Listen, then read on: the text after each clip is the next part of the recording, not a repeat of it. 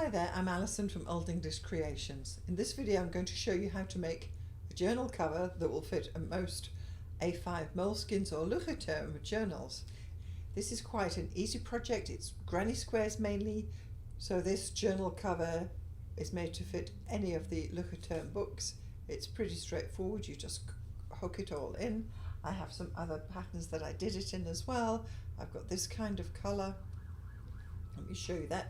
This is more randomized, pretty much the same thing. And then also you could do a different colorway where you are just using the same square pattern every time, and that's what you would get. In this video we're going to be doing the blue and white version of your journal cover. It's your Classic Crochet Journal cover. So I'm using Impeccable yarn in white. So I'm using a light blue-grey yarn color and it's called Smoke. So these are the two Impeccable yarns I'm using. Really, you could use any number 4 weighted yarn. I'll be using a number 5 crochet hook, and you will also need a tapestry needle for sewing in your threads and scissors just to trim. So this video honestly assumes that you know how to make a granny square, and I'm just going to go over how I put this together as a simple, quick and simple journal cover that could be created as a gift. It's a great item, it really is. So you're going to be laying out 4 panels of 18 squares in this fashion. You can stop the video here and make sure you know what to do with the squares. Now this is the actual way I've done the colors. You can see with the inside row and the second row in the different colors. If you like, you can stop the video at this point and make sure you see how the layout of the actual squares is for each of the 4 panels that we're going to create with the 2-row granny. And each of my grannies ended up being 7 centimeters across. So for your journal cover, you're going to actually be making 18 little granny squares. They are the 2-row grannies. For your inside flap, you're going to have 3 both in blue. Then you will actually create a 6 panel for the front in blue, white, white, blue, blue, white, white, blue, as shown there. The back is also a blue, white, white, blue, but I have mirrored the colors for the back, and that will be the back panel. And then also you will need 3 little white, all blue for the back inside flap. So they are the 18 squares that you're going to need. They're 2-row grannies, and you create them all separately first and sew in all the ends. You're then going to lay them out in this pattern. Make sure you like the way the pattern is, and then we will start to sew them together into the 4 panels that we're going to be needing. Now we're going to be we're threading the tapestry needle because we're going to start sewing the little squares together.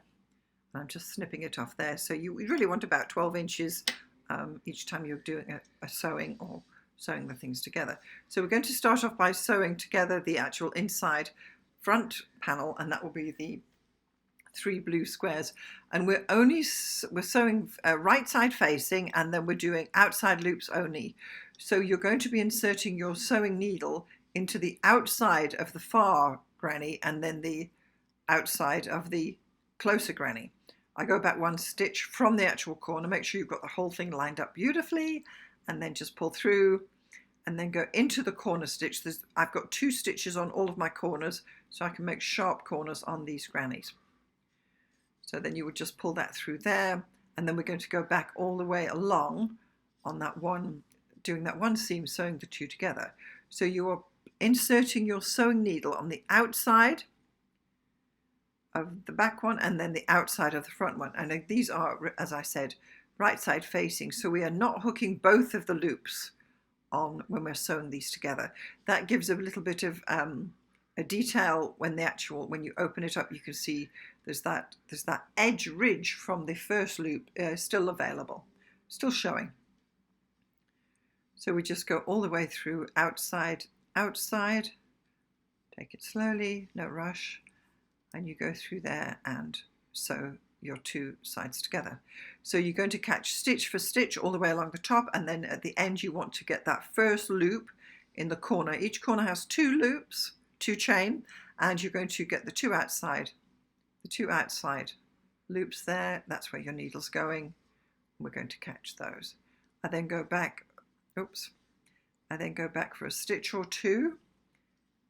We just have to rethread the needle and then do one more stitch into there, and then I will just turn it around and thread the end through and then cut off the excess. So that is how you're going to be sewing together each of your little squares, and just trimming off the yarn right at the edge there.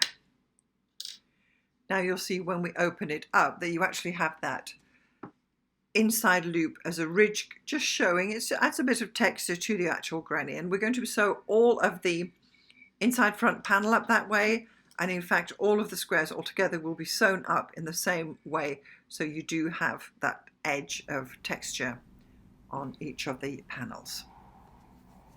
So now we're going to sew the third inside flap granny right sides facing to the other two in the exact same manner that we just did, by taking the outside loops, it's right side facing, making sure to pick up making sure you're lined up with stitch for stitch, and also making sure that in the corners you've got only the first two loops of the first chains, because there's two chains in each corner.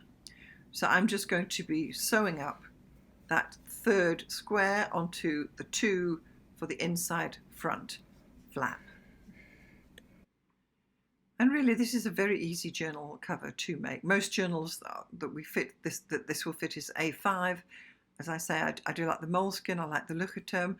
I particularly like to use a journal that's got a hard backing, and if you're anything like me and you're into bullet journaling at all, or you have your crochet journal or any other journal where you're sharing your thoughts even with yourself, this is a perfect crocheted cover for your journal. So there you are. You're going to continue on sewing up your pieces for the inside front panel, and we want to make each of the panels separately before we sew them all together, so you don't sew the whole lot together at once. You do have to sew them up panel by panel, much as what we are doing here.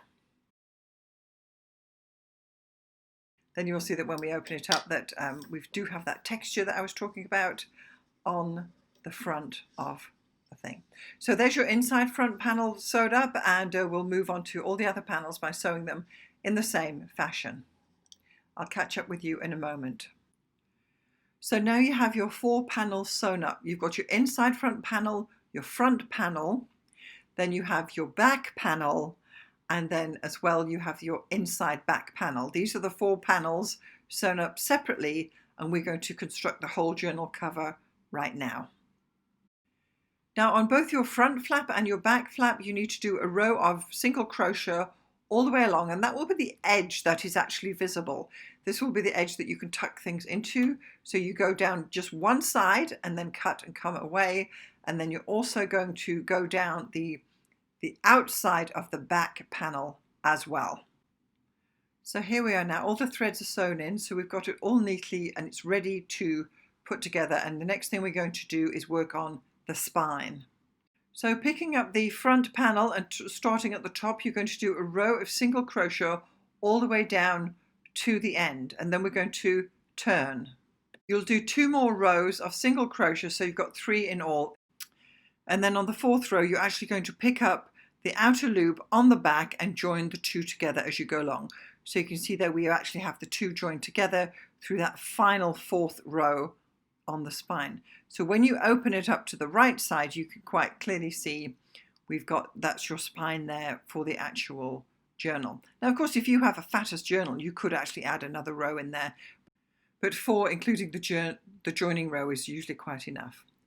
Next we're moving along. You're not cutting the row, you're coming across from the spine, you're going across single crocheting in the outside loop only across the first of the squares.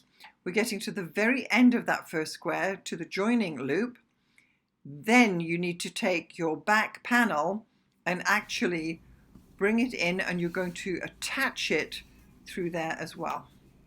So as you put your hook into the loop on the back, you're actually then going to take the back panel wrong sides together, and with the edge on the outside, if you will, you're going to loop that together, and we are going to join the back flap as we go across the top of that second square on the back. Sometimes it is a little difficult to actually find the loop because there's quite a bit of sewing there, but you need to get into there and get that one loop. So you're going to attach the back flap with single crochets as you go along. So you're going to attach it all along the top of that second square on the back, one by one, stitch by stitch, all beautifully lined up as we were, going in the outer stitch, outer loop, and then when you get to the corner, we just do one stitch in each of the two stitches on the corner. I don't necessarily add an extra stitch as we're going around the corner. It makes the corner a little bit curved, but you want it to be gripping the journal well. So you'll see that when we get to the actual corner, having lined up all the stitches, that we're going to just do the two corner stitches of this granny square. So you are going to continue all the way around, attaching the back flap. You'll go across the bottom, and then you will come back round and attach the front flap. So in the end, you have a full row of single crochet all the way around your actual journal cover. It gives a good edge, and it's a nice finishing touch to your journal cover.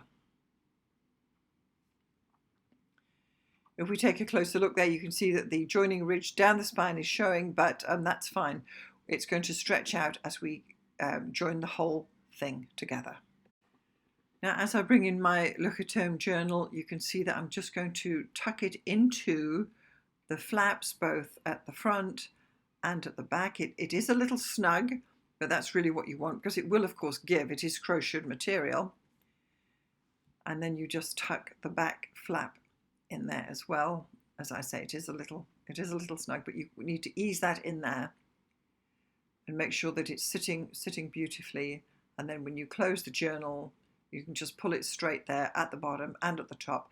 And in time it will give, because really you don't want it too big to start with, otherwise it just gabs and gapes on the actual journal. You want it snug. So you've got this inside flap, which is great because it's another way of actually gripping onto the journal, but also you can then tuck notes and what have you, recipes, who knows what you're doing, crochet patterns hopefully, and just tuck them into those two back flaps. So this is really what your journal is going to be looking like. This is, as I say, the Look at Home. It's the hardback journal, and this is my crochet journal where I'm saying, change the world one stitch at a time. I'll give you a little bit of a quick flip through of what my crochet journal tends to look like. I've got some ideas for patterns there, about how I want to lay out patterns, and there's a pattern there from Easter egg I was working on, and I like to leave a gap, and then there's some ideas there for a bag I was working on with some stitches. So that's generally what my crochet journal looks like inside. But what's nice about having a crochet journal covered in crocheting is that it really is very nice. It's a crafty thing to do. This particular one was in blue. Of course, you can have your journal in yellow or pink, and it will all look good as well. So this is your classic crochet journal cover in blue and white, which are really my colours. I'm also going to share with you now a couple of other colorways that I've done journals in the past. This is a multicolored one, and then I have the purple and pink one. It just depends what yarns you have or what really you like, and they do have a different vibe when they're in different colors. If it's organized patterns like the purple and pink, that's one thing, or you can just use the random pattern as I did with the gray, pink and blue one. Share with us in the comments below what colors you're going to do your classic crochet journal cover in. We'd love to see it. So there it is. Thank you so much for watching. I'll see you next time.